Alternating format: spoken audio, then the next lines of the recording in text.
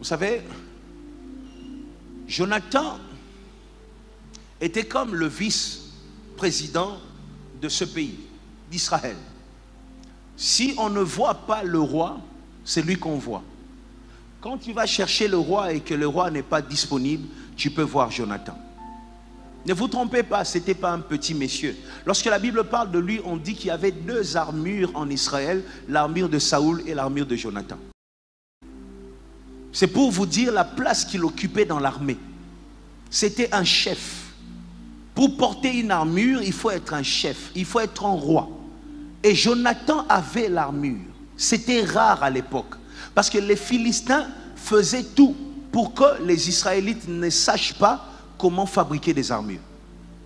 Alors pour fabriquer une armure, il fallait dans des pays éloignés trouver une armure. Et on n'avait trouvé que deux. Alors Jonathan, un homme fort, puissant, un décideur. Et non seulement ça, c'était un homme de qualité. La première qualité de Jonathan, c'est qu'il n'était pas derrière le pouvoir. Il ne courait pas derrière le pouvoir. J'aime les hommes qui ne courent pas derrière les pouvoirs, mais qui courent derrière les compétences. J'aime ceux qui ne courent pas derrière les places, mais qui courent derrière les qualités. Tu vois ça? Quand tu arrives à un endroit, manifeste tes qualités au lieu de manifester ta soif pour le pouvoir.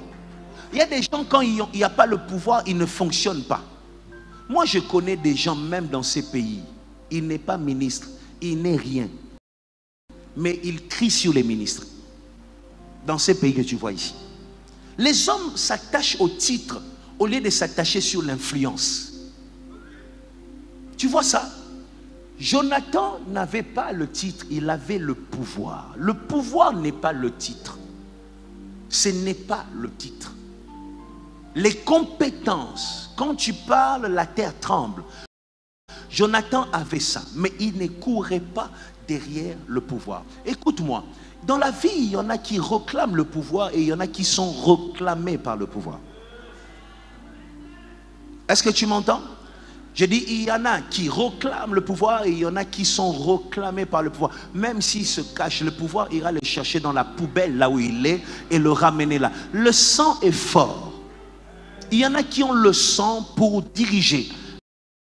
Le sang pour régner, le sang pour dominer. Son sang crie tous les jours. Le trône le réclame tous les jours. Et Jonathan avait cette capacité, mais il ne courait pas derrière le pouvoir.